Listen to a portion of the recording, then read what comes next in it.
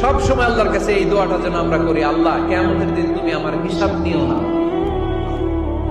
আল্লাহ তুমি আমার বিচার বসিও না, আল্লাহ তুমি দয়া করে আমারে মাফ করে দিও। আল্লাহ যার বিচার করবেন ও জাহান্নামে যাবে, আর যার বিচার করবেন না সে জান্নাতে যাবে। আল্লাহ যদি বিচার করে আর পাই টু পাই হিসাব নেয়, নামাজ পড়লি না কেন, রোজা রাখলি না কেন, মিথ্যা বললি কেন, খাদ্যে ভেজাল দিলি কেন, মাছে ফরমালিন দিলি কেন, যৌতুক খাইলি কেন, ঘুষ খাইলি কেন, উল্টাপাল্টা করলি কেন, জিনা করলি কেন, একটার পর একটা প্রশ্ন বানে যদি সেই ভয়ঙ্কর দিনে আল্লাহ আমাদেরকে জর্জরিত করে, আমাদের কোন উত্তর আছে? সেদিন আমাদের বাঁচার কোন উপায় আছে? তাই আমরা সবাই আল্লাহর কাছে দোয়া করবো, আল্লাহ কোন বিচার টিচার মানি না, কোন বিচার করতে পারবো না, দয়া করবা। কথা কয় না?